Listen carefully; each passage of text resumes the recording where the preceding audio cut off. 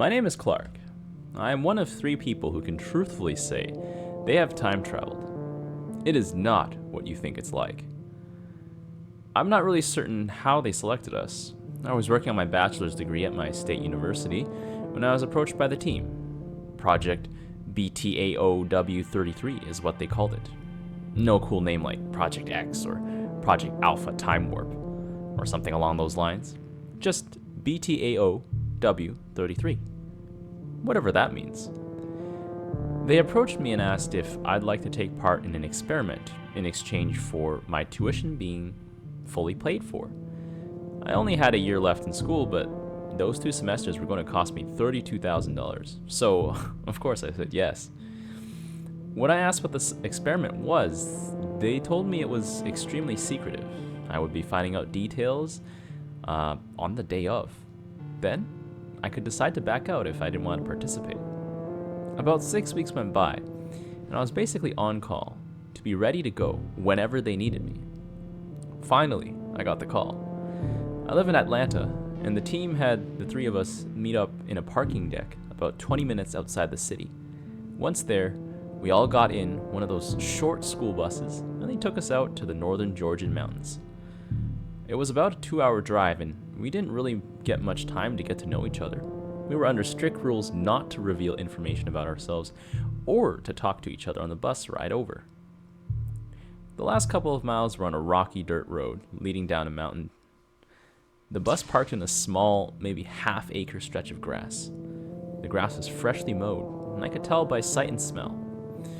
The alcove of grass was enclosed by large trees from the surrounding forest. All right, a man stood up from the seat at the front of the bus. We're here. I'll brief you all once we get inside the house. As we got off the bus one by one, we could see that in the center of the clearing was a building. It had one very large window on one side, basically encompassing that entire wall. Every other wall was black on the outside, and I could see through the window that the inside was painted white. There was a large silver metal ring that surrounded the house. It came about 3 inches off the freshly mowed grass, was a foot wide, and had lights coming from the drilled holes all the way around it. Watch your step, and please do not step on top of this ring, the man said. Once we get inside, just go ahead and take a seat. We all stepped over the ring and made our way into the house. The house, as the man called it, was made up of only one room. Inside, there were 4 chairs around a rather large circular table. The chairs, table, walls, and the one lamp were all white. The only thing that wasn't white in the room were the pair of bookshelves against each wall, both of them empty. After we all took our seats, the man introduced himself. Alrighty, welcome. My name is Dr. Olson. I'm glad you all decided to take part in this. To take part in history. As we told you all, this is extremely sensitive information. After my explanation of what this experiment consists of, I'll ask you if you want to continue. Understand? What if we don't want to continue? A woman said, about my age with fiery red hair. Then we know the super secret information, right? And you're gonna let us walk out of here? The man gave a smile. He knew this would be asked. Yes, you are free to leave here knowing what the experiment consists of. However, the university and I are confident of 3 things. 1, you won't want to leave. 2, the university's attorneys are rather powerful, and you already signed the NDAs. And 3, no one will ever believe you if you tell them. Silence filled the room. The redhead slouched back into her chair. A non-verbal, well, go on then. The experiment, Dr. Olson continued, is time travel. I smiled, but wasn't sure why. The others seemed to snort a little in amusement. The tensions in the room seemed to release. Now, I know it sounds, crazy. I've heard it all before. I'm not asking you to believe in me. I'm asking you to just sit in this room, observe, and tell me what happens. We all nodded in agreement. A couple of okays filled the air. The doctor carried on. All right. This is how it'll work. I'm going to drive up to the control center. It's just about 5 minutes up the mountain. I have a couple of colleagues there as well. From there, I will flip the switch in layman's terms. When Dr. Olson began his sentence, he leaned forward, and his face took on a very stern, angry, fatherly quality. Do not leave this room. After I walk out, do not leave. Do not leave until I come back down the mountain, walk back inside this room, and tell you that you can leave. I have done this experiment before, but not on humans. I know it works. I know it's safe. I can promise you this is safe. I cannot promise your safety, though, if you leave the house. I remember the air shifting to an uneasy feel. Are you sure this is safe? What have you tested it on? What's it gonna feel like? A scrawny blonde guy said, who couldn't have been older than 21. The doctor continued, I know it's safe. No animals I have used have been affected by this. I've used rats and progressed up to dogs. No bruises, no cuts, no change in behavior, and to be honest with you all, I don't know what you should expect. I'm not sure if it feels like a tingle, a sting, a pinch, or anything else. This is the first human trial, which is why you need to pay attention to any sensation you feel. Wait. Okay, if we are actually about to time travel, where or when are we traveling to? I asked. You will be launching 3 hours into the future. Once activated at the control site, this building will disappear. My team and I will be on standby for 3 hours, then poof, the house is back with all of you in it, 3 hours into the future. A long silence followed. I'm skeptical of just about anything, but something about Dr. Olson's tone, his body language, the way he was explaining it was hard for me to doubt. He was dead serious. When it was clear there were no more questions, Dr. Olson looked at his watch, stood up, and cleared his throat. Alrighty then, it's 1:22 p.m. right now, so by the time I make it to the control site, it should be just before 1:30. Warm-up only takes about 2 minutes, so we'll mark your projected arrival time at 4:30. Are there any other questions or concerns? No one spoke. Okay, I'll see you all in 3 hours. Or from your perspective, just a couple of minutes. The doctor winked, nodded, and closed the door behind him, after adding, safe travels. The three of us stood from our chairs as we watched the doctor drive off. Then we all turned to one another, the tension, yet again, easing. Well, he sure knows how to make an entrance and an exit, the redhead said. No kidding, the blonde kid answered. Well, nice to meet you, fellow time travelers. We all chuckled a bit, that nervous sort of laughter. My name's Ryan. I'm Clark, I replied back, with a handshake to follow. Emma, she said, with a smile that could make any person's head turn. We exchanged pleasantries, talked about our schooling and how we were selected. Emma was the first to ask what we were all thinking. So what's the chance this is legit? Don't get me wrong, I would love to be the world's first time traveler, but I feel like this is going to end in a dud, or we're just being pranked. Yeah, Ryan replied. When he was explaining everything, I thought maybe it was a prank. Like, this may be an actual experiment from the university, but it's an experiment to see if they can convince people they time traveled. That's meta, I quipped. Oh, guys, look! Emma was staring out the large window. The ring that surrounded the building was slowly getting brighter. It looked like 100 laser pointers, slowly brightening, shining up into the overcast sky. Does this mean we are in the 2-minute warm-up? I said, already knowing the answer. I guess so, Emma said. God, my heart is racing. Mine too. Same. We all stood, perfectly still, watching those skinny beams of light growing brighter, until it was nearly blinding. I turned to look at Emma. Her pupils were closing to the size of a pencil tip, maybe smaller. Her gaze, along with Ryan's, was locked on the beams. I could see their faces getting more illuminated each second that passed.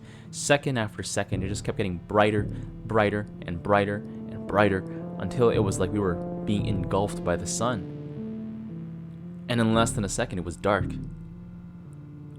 I chose my words carefully. Less than a second. It was not like turning off a light. It was not like shutting your eyes. It was faster. It was instant. I saw Emma's pupils quickly grow large as the absence of light from out of the window met her retina. The inside of the house was still illuminated thanks to one lamp in the main room. Outside the window was nothing. Not nighttime, not black, not pitch black. Nothing. It almost had a color to it, but one I cannot explain. It gave off no light. It was a color that a blind man sees. It was the color of our sleeping nights in between dreams. It was the color of death. It was nothing. We all kind of looked around after about a minute of silence, all staring out the same window into a void of absence. "What the fuck is happening?" Emma said in a shaky voice. I began. "My heart stopped beating," Ryan said bluntly. I saw Emma raise 2 fingers to her neck. I didn't have to. I could feel it. It was one of the first things I noticed. When I was staring at Emma's pupils as the light reached its crescendo, my heart was racing. And as soon as the light disappeared, so did the rhythmic thumps of my heart. Fuck. What the fuck is happening? Emma began to panic. Whoa. This is just a part of it, Ryan started. I'm really freaking out too. Trust me, obviously something is happening. If you believe the doctor, which I'm starting to, we may be, traveling through time. I actually agreed with him. Yeah, you're right. We just need to pay attention to this so we can explain later. Okay, heartbeat stopped, check. We're still alive, check. And that void abyss thing, check. We turned to the window in unison. I don't like looking at it, Emma said. It's unnatural. It's, I don't know, not supposed to be. It's not black, but it's not light, I don't think. She wasn't wrong. I'm kind of glad I don't have a heartbeat right now because I think I'd have a heart attack, I joked. Anxious laughs filled the small space. We finally moved from our spots where we were staring out the window. It was a relief to move around the room, and I'm not sure why. We were quiet for a couple of minutes. Emma was sitting in a chair with her knees tucked up to her chest, occasionally checking her non-existent pulse or looking at her hands. Ryan leaned against the back wall, staring out the window. I pulled up a chair next to Emma's and joined in her quiet atmosphere. Our peaceful stillness was broken with Ryan's words. "Clark? Emma? There's something out there." We looked at him, then out the window. "What do you mean?" Emma asked. "Out there. I can see things." "Your mind is playing tricks on you. You know, like when you're in a pitch black room, your mind will make you see lights and shapes and stuff," I said. "No," he countered.